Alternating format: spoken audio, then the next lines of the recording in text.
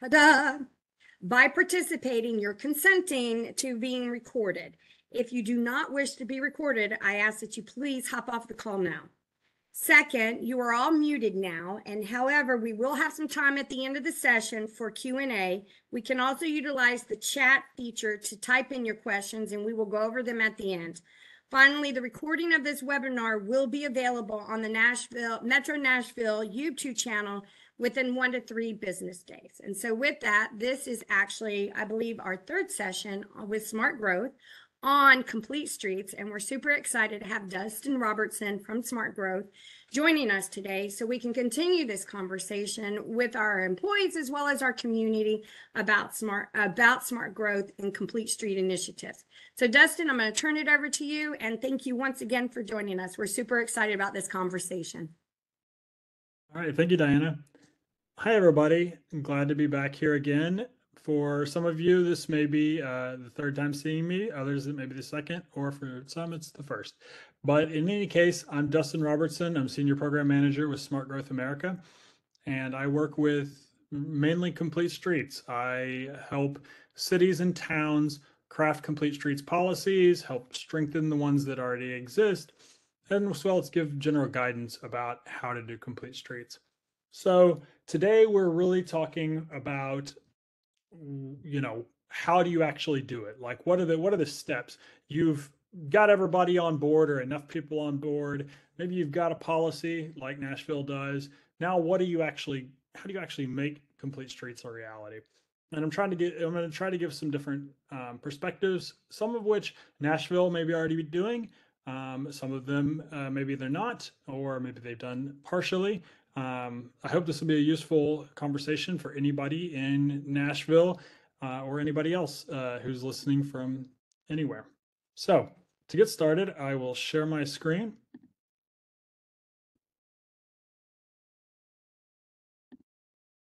And this is an image that I've shown in the other presentations as well. This is just a visual depiction of what a complete street approach can yield.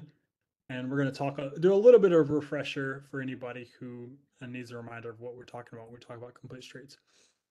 Refresher of who we are. We're Smart Growth America. We're an organization that focuses on primarily transportation and land use and the intersection of the two. So really trying to think about how can we do growth and development in this country in a way that is smart. So complete streets. The one line, complete streets are for everyone. So our definition, complete streets is an approach to planning, building, designing, operating, and maintaining streets that enables access for all people who need to use them. So that's, all modes. We're talking pedestrians, talking bicyclists, motorists, transit riders, all ages and abilities. We're talking, people with disabilities, people of, different ages, people of different, race, ethnicity, class, everything. So complete streets really means designing a street that meets the needs of everybody who lives there or needs to travel through an area, rather than the alternative, which is let's design cars or streets so cars can go as fast as possible, which has kind of been the status quo in lots of parts of the country for a long time. Complete streets is really embracing the needs and concerns of everybody. Here's a really basic depiction. Over here on the left, we see a 4-lane highway. It's really built for cars. There's nothing here that suggests pedestrians can use it or bicyclists or anybody outside of the car. Over on the right, we see another image, and here we've got a crosswalk. Here we've got some pedestrian signals. Here we've got some bike lanes on each side. And this is going to be a much safer and more comfortable place for all users. We still have the cars going through there. We're not banning cars or anything, but we're trying to accommodate the needs of all people. And complete streets, are going to look different depending on the place. There's sometimes people have this misconception that that the image that I just showed, that's what a complete street has to look like. You have to have this, this, and this, otherwise it's not. No, that's not the case. Complete streets means in each community, trying to think about, as I said, who lives there and who needs to move through that area, and trying to accommodate their needs. So a complete street approach in Manhattan is going to look different than in Nashville or small town Tennessee or rural Texas, right? But the idea is that in all places, people need to move. So how can we accommodate all of their needs? And here's just a couple of images. You can see some of the elements. On the left, we've got some bike lanes. We've got some relatively narrow travel lanes for cars that are still going to allow the cars to move through there, but not at super high speeds. We've got signalization for cars as well as for bicycles. We've got some crosswalks in all directions, benches up ahead so people can sit and maybe wait for the bus. So you got more accommodations for all people. Similarly, over on the right, we see a nice raised crosswalk that's going to make cars slow down and also allow pedestrians to cross safely. Nice wide sidewalks that are protected. You've got parked cars there. So yeah, and these are two very different contexts, but both are going to do a better job of accommodating people than if we just have big, wide open highway-like roads. And for a little refresher, benefits of complete streets, we love them at Smart Growth America. We see lots of benefits. Safety, complete streets can be safer. That is, reducing the number of fatalities and injuries from crashes, as well as crashes overall. So even for people in cars, often complete streets will be safer, reducing the number of severity of crashes. Health, if people can walk, bicycle, move around differently to get to their destinations, they can get more physical activity, can reduce rates of obesity, heart disease, diabetes, other chronic diseases. Economic development, people really like to go to places that that they can walk around and move around. So in places where you take a complete streets approach, you can have economic benefits, higher retail sales, greater land use value or land values, different benefits can come on the economic side. And the environment, of course, if we reduce the number of trips that are taken by private single automobiles, we can really reduce emissions, go into the atmosphere, and reduce other things like noise pollution and other types of environmental concerns. And there's a lot of others, sense of community, connectedness, things like that. So complete streets really make a lot of sense for a lot of different reasons. So, as I kind of started off with, today we're talking about, how do you actually do it? If you're a proactive city like Nashville, you've been moving in this direction for some time now, and you've got, Nashville has a really good policy actually that was passed in early 2024. And now we're at a stage where it's like, okay, so how do we actually, what's next? So today I'm going to be talking about a couple of different internal processes that we recommend to do. Those are, as you can see, change the procedures and processes internally, continually train staff and community, measure and evaluate. I'm going to go through and explain kind of some suggestions of what that can look like and what that can mean. And then we're also going to talk about a couple of strategies that can have a quick impact, right? People, especially on the public side, may not really care so much about what goes on behind the scenes at Nashville DOT. They want to see like, okay, what are you actually doing? How are you actually making things better? What are you, how are you making changes?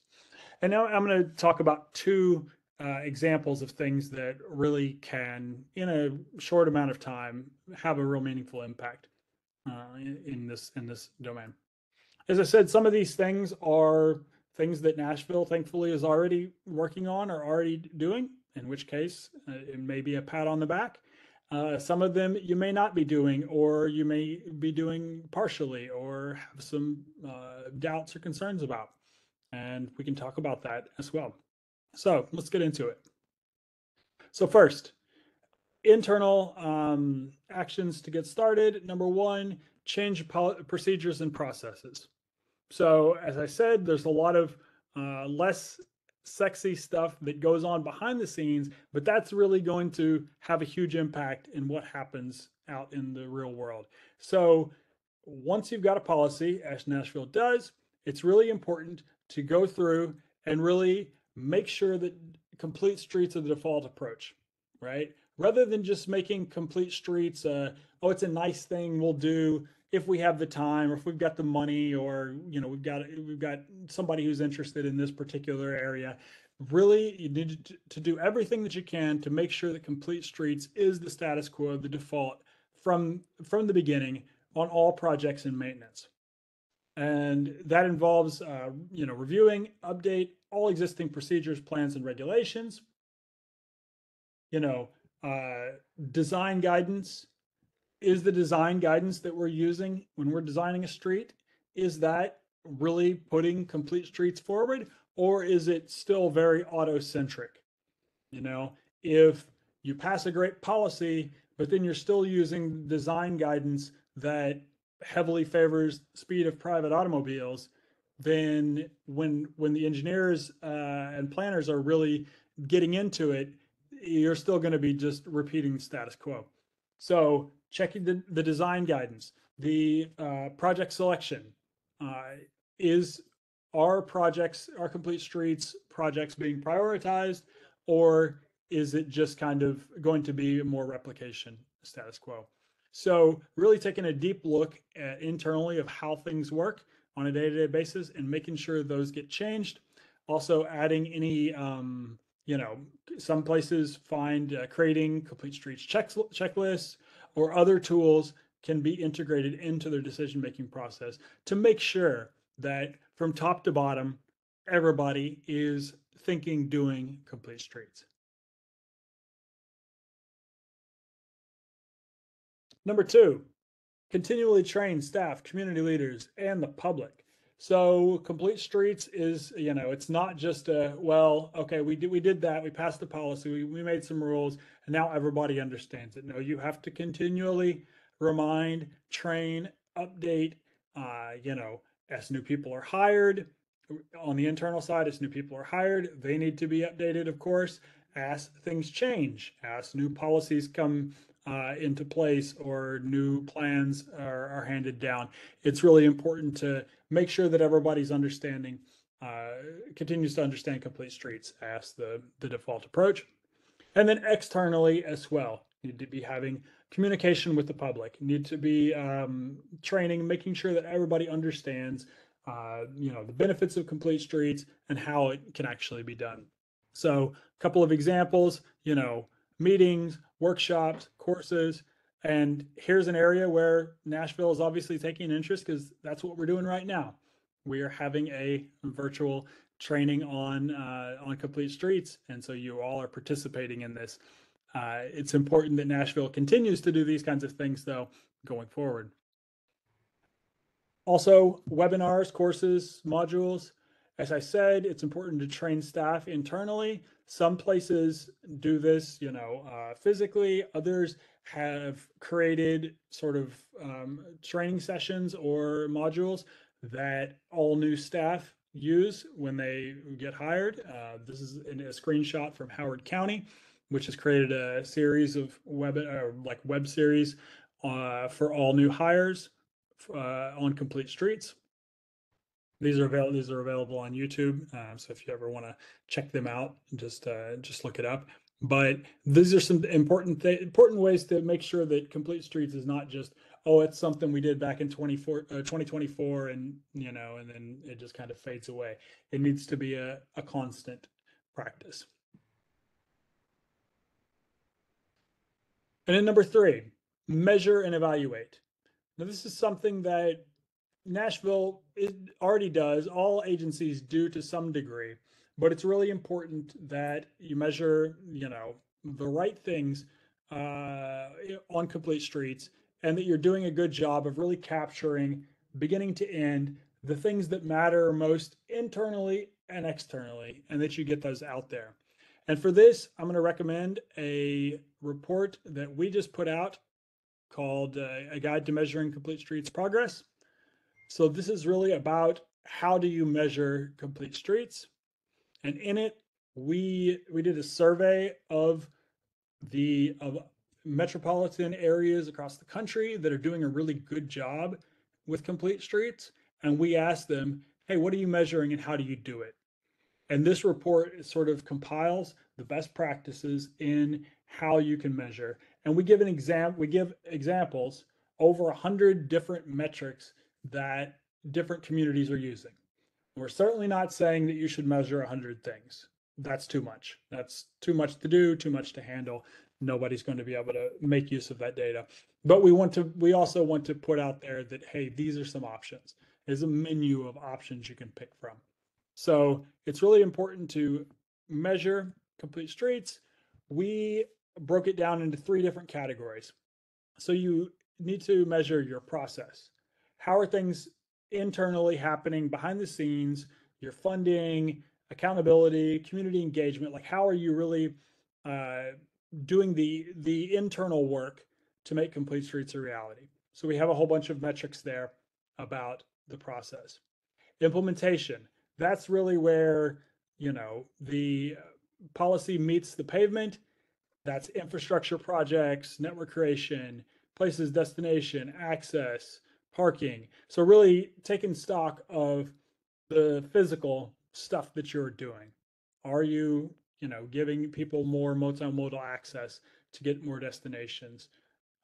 Then there's a bunch of different metrics, different ways to measure that. Some people measure the, miles of bike paths or sidewalks, or the percentage of ADA accessible intersections, things like that. So we include a bunch of different metrics that you can choose from there.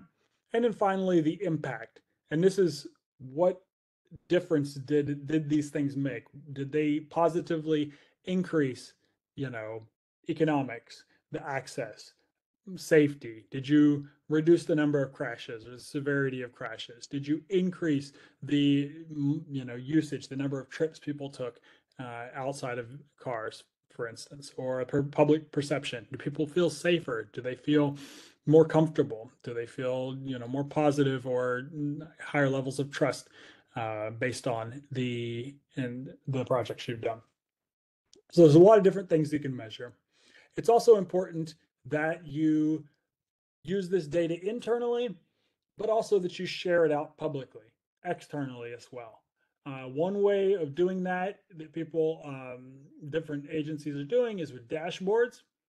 Now, I know Nashville has dashboards on different things. I've not found one about complete streets, so maybe that's something that you could consider as well.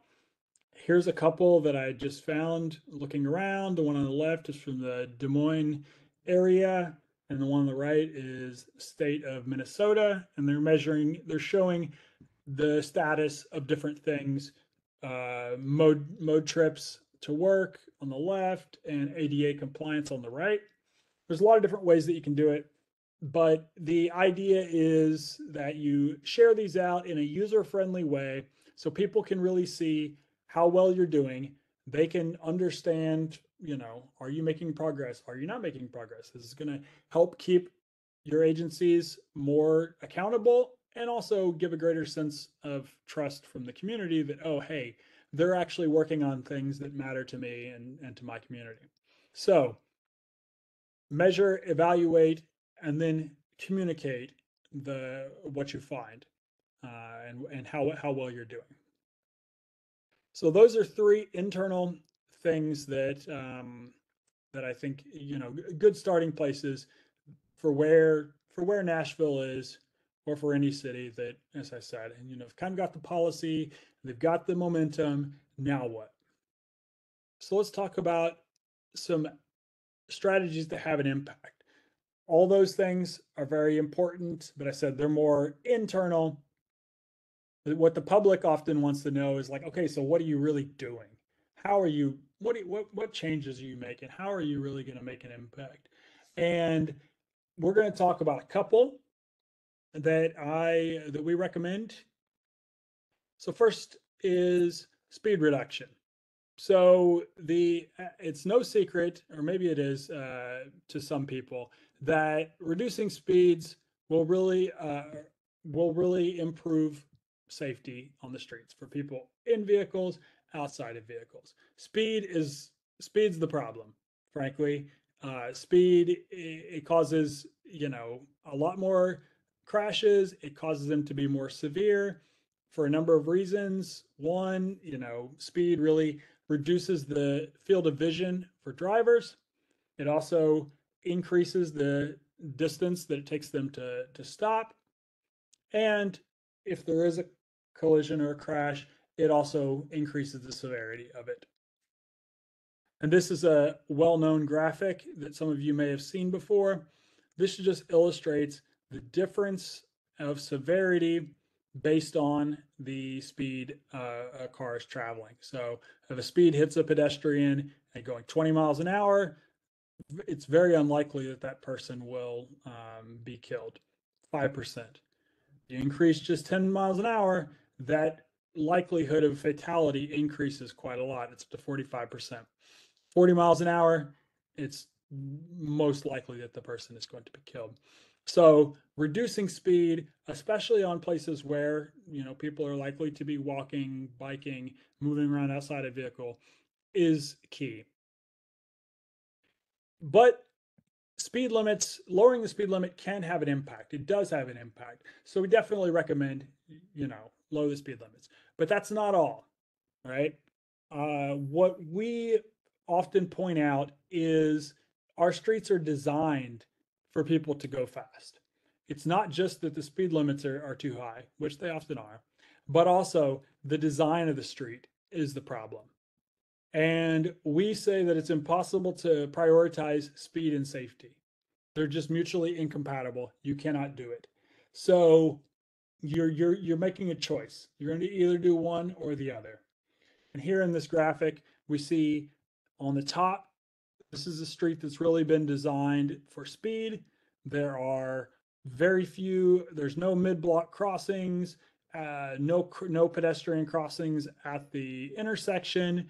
There's, a lot of these big rounded corners, so cars can really whip around when they make their turns at high speeds and not slow down. And so this is just really going to create a dangerous condition. And you see the speed limit is also 40 miles an hour here. This is really going to create dangerous conditions for anybody outside of a car. Down at the bottom, we see the alternative vision, right? We've got crosswalks, multiple crosswalks that we can see here. You've got, instead of big rounded corners, you have these bump out corners. They're going to make cars turn at a sharp right 90-degree angle. And that's going to force them to slow down as they make their turns and possibly encounter people in the crosswalk. So for us, it's mutually incompatible. You cannot prioritize speed or safety, or speed and safety. So you have to make a choice. And we suggest prioritizing the safety of people rather than just the speed of the car. Now, this is something that, this is, here's just another image. If we look at, this is a picture. This is a street that's really been designed for, it's like a raceway or a runway. Really, you see no crossings. See, even though there's a person up here who looks like they might want to cross, got many lanes and really wide, wide space on both sides, clear field of vision, no obstacles. This is just giving an unconscious suggestion to drivers that, hey, this is a racetrack, go as fast as you can. And we can contrast that with a more complete streets approach, which has a lot of the elements that we've been talking about. We've got lots of pedestrian crossings here, a refuge island. You've got parked cars over here, which are protecting a bicycle lane on the left side, got a transit lane over on the right. So this is, again, just an approach that's really going to prioritize and protect more people, all users, not just the cars. So speed reduction, this is something that Nashville has been working on from what I can tell, which is great. Love to see that. A couple of different things. The city has been doing a speed reduction pilot program. I found a list of 10 different streets that have been that are being tested out on. And then also in 2023, the council passed a law lowering the speed limit from 30 to 25 miles an hour. So these are great, and I'm curious to hear, and maybe we'll get into it in the discussion of what have the results been. Have there been, has there been any data or findings so far? And can this be expanded? The 10 streets is a great start, but there's a lot more than that in Nashville. Are there what's next? How many streets can you include in the next round? Or have the results been positive? Will these changes be made permanent? And as well, and as for the second part, reducing the speed limit from 30 to 25 miles an hour, that's a great start. Honestly, though, 25 could be 20 or 15 in some places, depending on the conditions. And inside the general service district, that's great. What about greater Nashville? What's the scope for making significant changes in the entire region? So speed reduction is a great strategy. Another strategy that Nashville has some experience with, what we'd like to see more of, are quick build demonstration projects. So some of the things that I was just talking about with street design, they're not secrets. People know, okay, yeah, we can design the street better, but then it's like, but how are we going to do it? It seems like such an overwhelming task because our streets have been designed poorly for so long. It seems like such an uphill battle. And then there's the concern that, oh, nobody's going to accept it. People are going to freak out because we've been, living in a certain way. There's no way we can make these changes. Well, we propose quick build demonstration projects. Other terms can be tactical urbanism. But the idea is basically using relatively low cost materials. You can make some of these design changes on a temporary basis to test it out, basically. And this can be a lot faster than a full actual redesign, which could take years. Quick builds can be done quickly, as the name suggested, and relatively low cost. So we see a picture here. This is going to be a pedestrian refuge in the middle of a street. So instead of crossing both lanes of this road at once, a pedestrian can cross one lane, wait safely in the middle, and then cross to the other. And they're just using some concrete planters, some cones, a couple of little, and a couple of signs, flags, some relatively low cost, low barrier materials. Another one, this is from Lexington, Kentucky. Again, we've got here in this place, they had a sort of a slip lane right turn that was very dangerous because people would whip around there making that right turn, and pedestrians, even though they have a sidewalk there, are often not in the field of vision of those cars as they make that turn.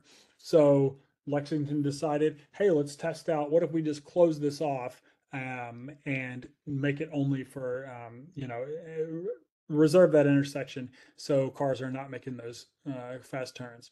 And the good thing about quick builds is if you don't like it, you don't have to keep it.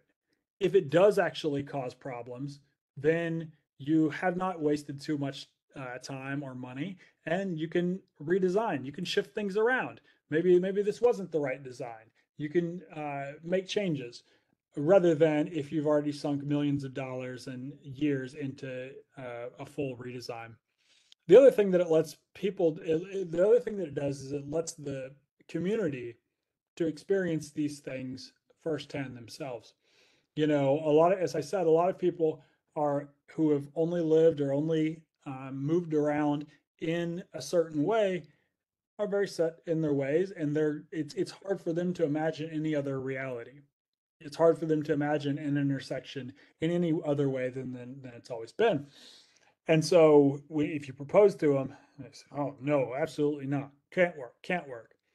But often we find cities and towns will make these changes and the sky doesn't fall. People get around. It does not snarl traffic or create unsafe conditions.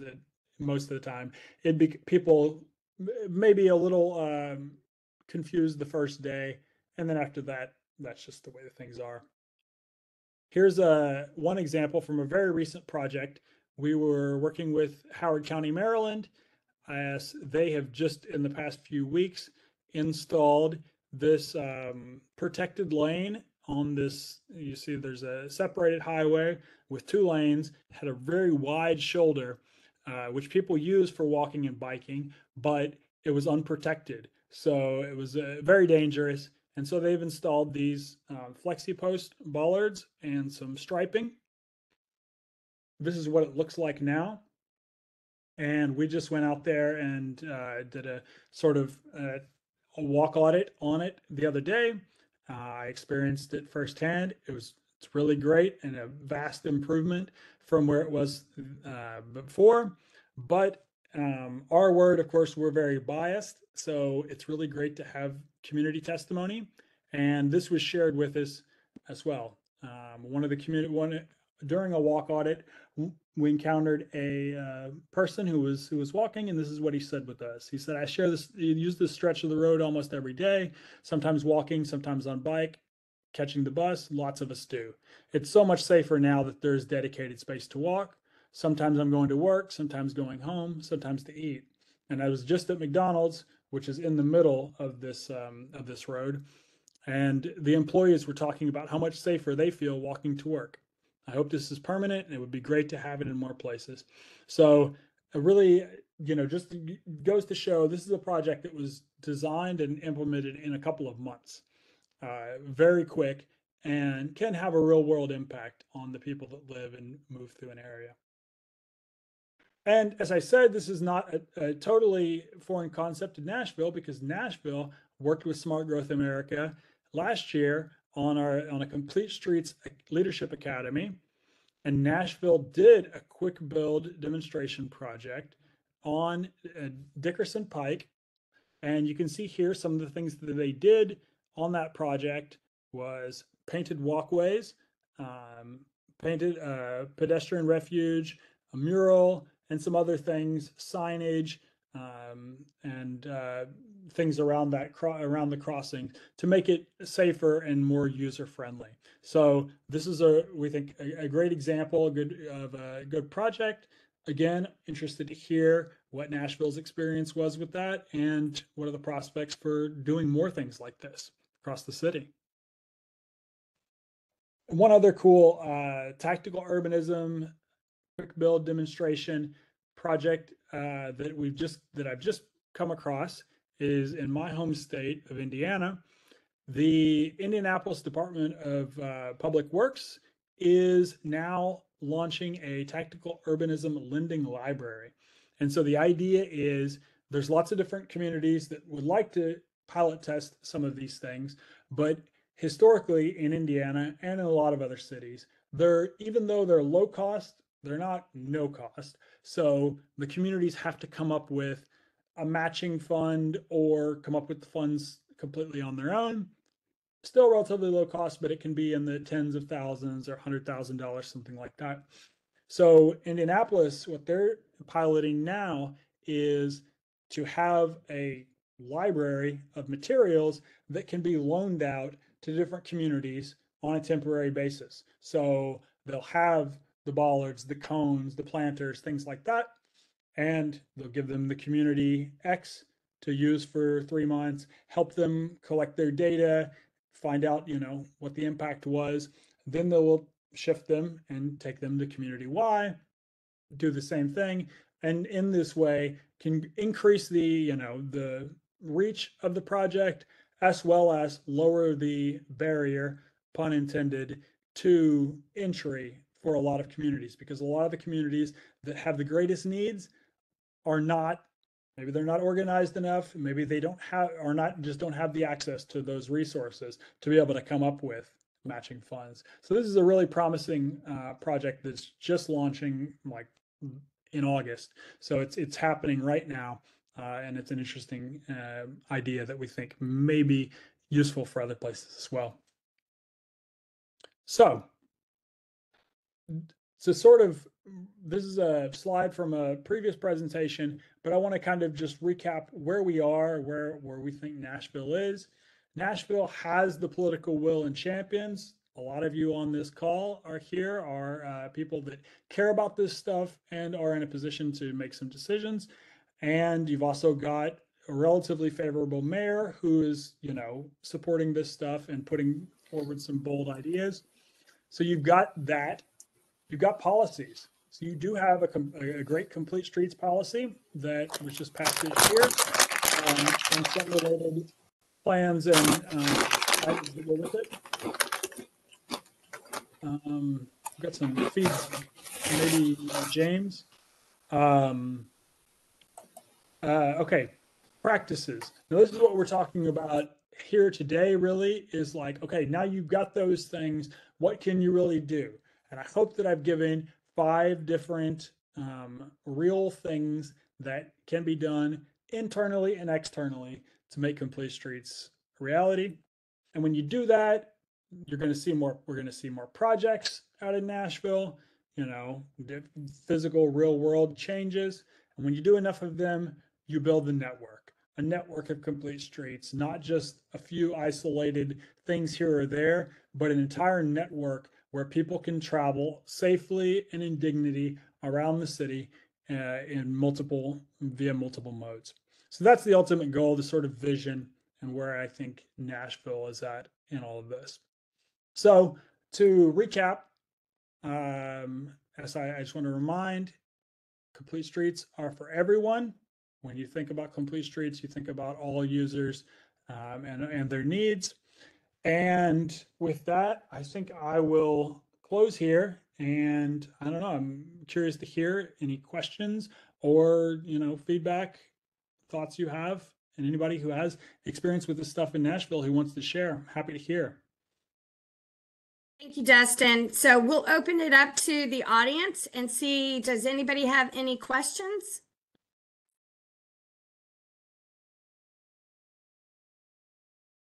So Dustin, you know, I appreciate you using our smart growth leadership, tactical urbanism that we did.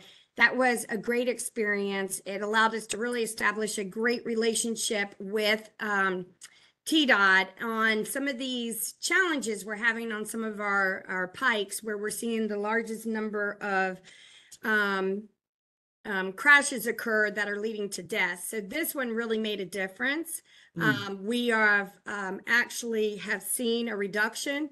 We also had a chance to improve the lighting. Just as an FYI, we're working with our local electrical company on improving all of our street lighting, and we've asked them to target the high injury network as part of our Vision Zero effort, first with improving the lighting along this. And this is just one of the corridors where we've seen the lighting improve, as well as some crossings improve.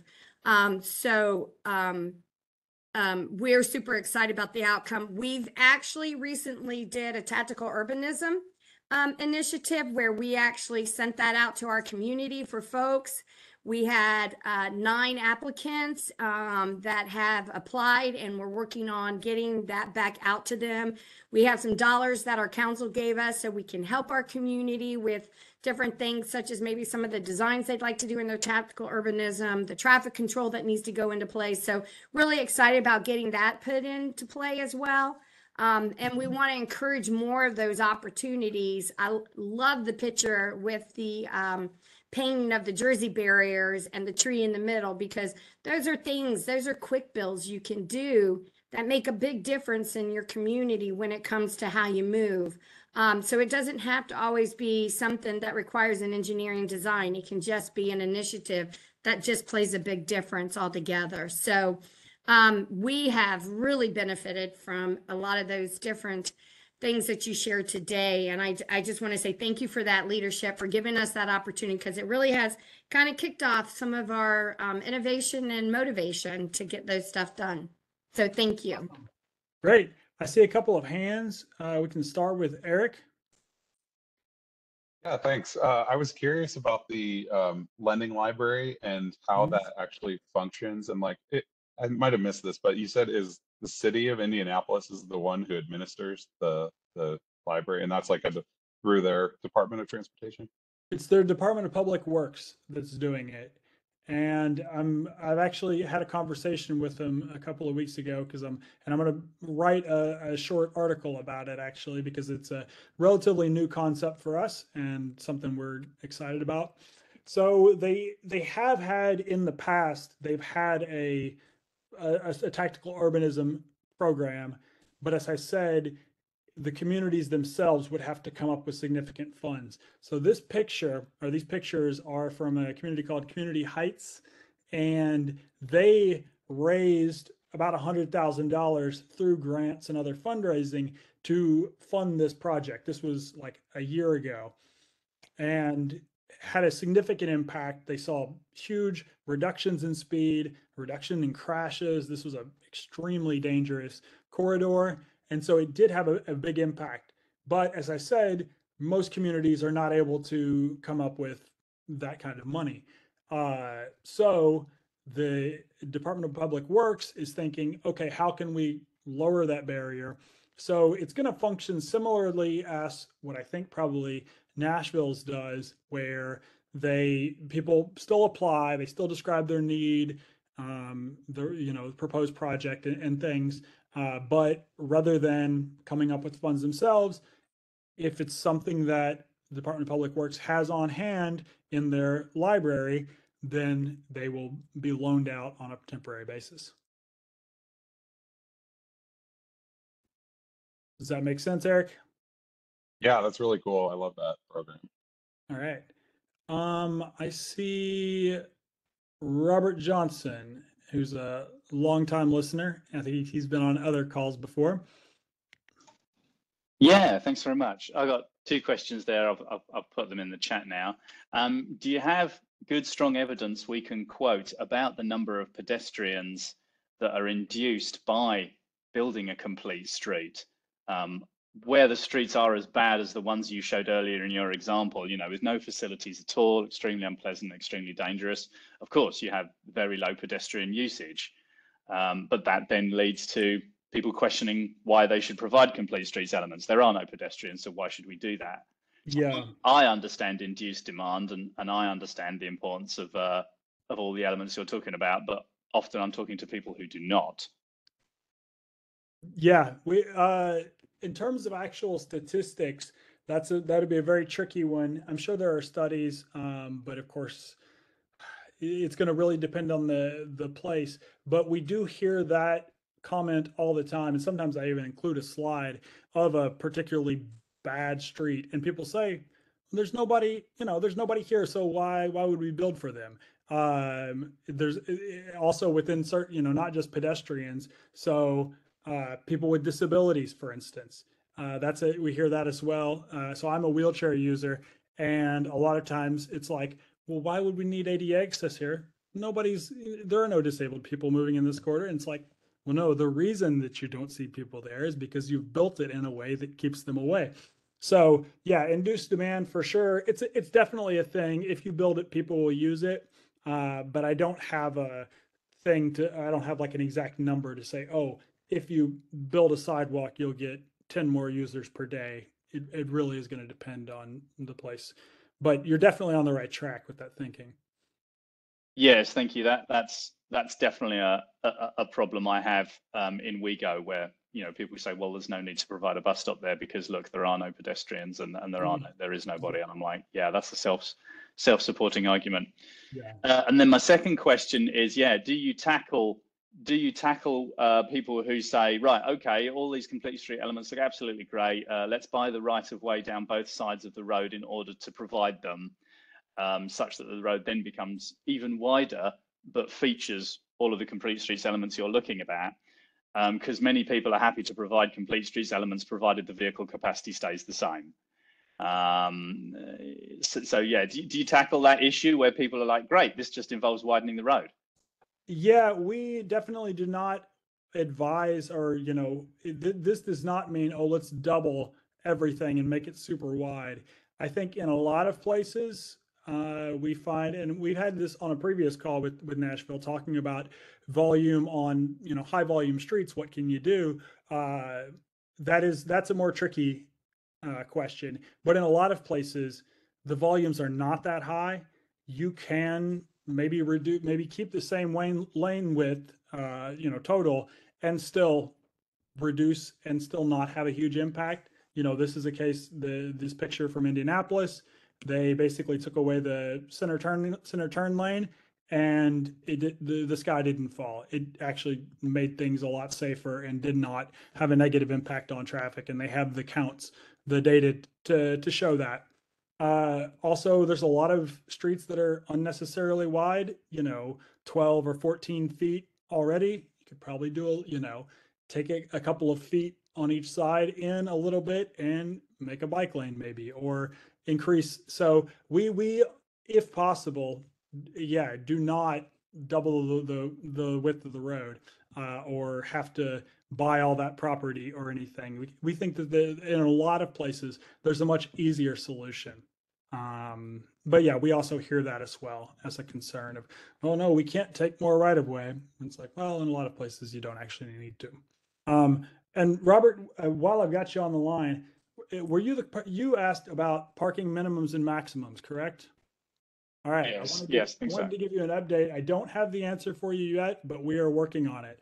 I've talked to our land use team, and we are going to our network of developers and builders and doing some research to try to sort of put forward at least a position and maybe some suggestions about how communities can deal with this after they've changed parking minimums to maximums. So thanks for your continued questions. Appreciate it.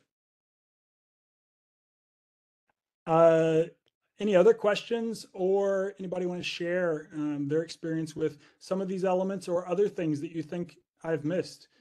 How else can we make positive progress in Nashville complete streets today, tomorrow?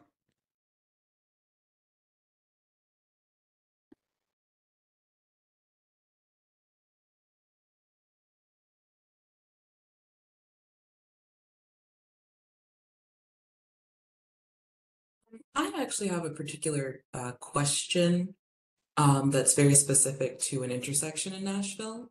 Okay. It's an intersection where there are two turn lanes on all sides, on all four sides, and then there's the actual two lanes that are beside those two turn lanes. And I guess I'm curious, with this particular Indianapolis example that's on the screen, what, just off the top of your head, could something even be done with a situation like that? That sounds very scary. Yeah. That's why I wanted to bring it up. Yeah. Yeah, and I will welcome anybody else here who knows that intersection, or who has dealt with this kind of stuff directly. But I have to think that we'd question: are the two lanes necessary? Is there currently a crosswalk there in that area? I believe that there is a crosswalk on two of the four sides. I believe. Yeah. It's been a while since I've looked at it, though. I'm sorry.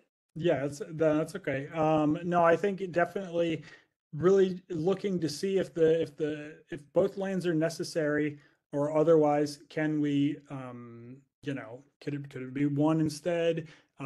Is there some sort of a refuge in the middle? If there's not, like, so people aren't trying to cross the turn lanes and then have to be in the middle of the intersection or something like that, some sort of a refuge. I think that's going to require more than what's done here at this street. But I think in most places, there's something that can be done that's a little better. Anybody else have any suggestions? Anybody working in the DOT who has an idea of what to do with 2-lane turn lanes?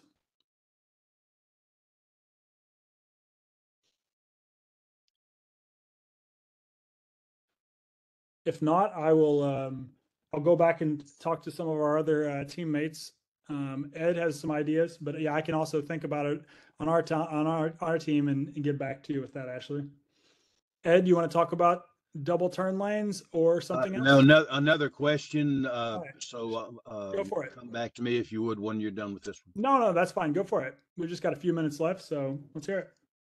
Sorry to be late, and I guess would Robbie Luckett be the one with whom to speak about getting a copy of this, or you, or with whom should I speak? I believe it's going to be posted. That's not my real online. question, but I do need to check on that. Yeah, it's going to be posted online, correct? And then, do you share slides out, Robbie?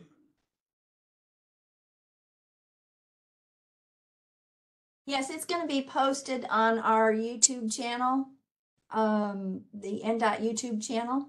Will you have access to that, Ed? Yes, I've not used it. I've always used the website, but I'll go to the YouTube. So thank you for that. It should be there in 1 to 3 business days. Right. Last time I asked about the intersection of Harding Place and Nolensville Pike, because it has all the things we talked about last month. The mayor has rightly mentioned that housing and transit go hand in glove. Yep. And I would love for us at some point to look at, number one, that intersection, to continue the conversation about what to do there. And not just in the intersection, but the parts of the streets leading to the intersection, because it all works together.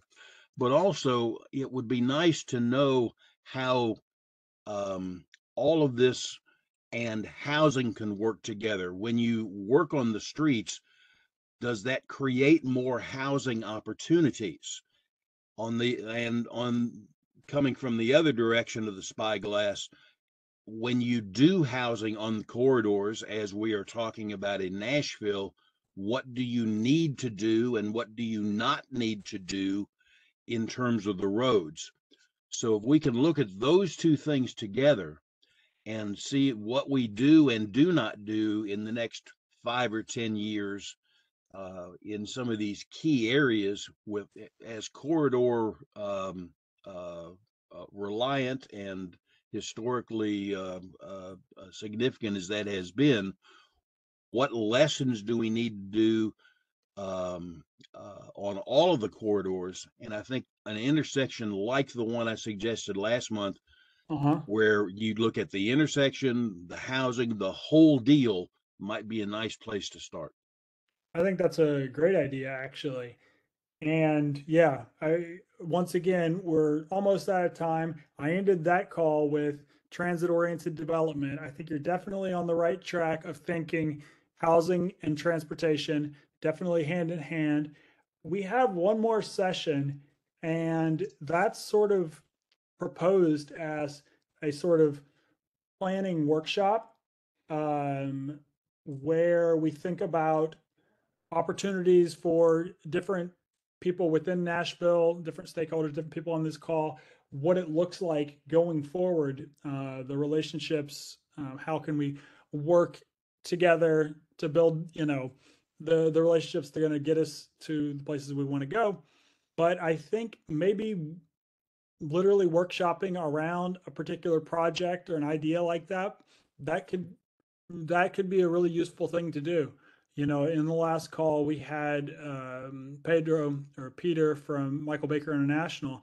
I wonder, maybe we could get him back, or somebody else who we could literally just like take 20 minutes and look and talk out what development and housing could look like in that particular intersection or another place in Nashville.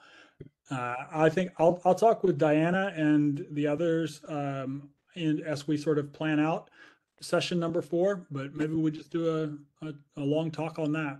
Dustin, one thing to add to that conversation, and as Mhm. I wind up, and that is to do the housing things we need to do, we really need to redo the zoning code in Nashville that specifies in the corridors, this is what you can do and not do, and do something that is corridor specific, as opposed to trying to take what's in place now zoning wise and figure out how to do so.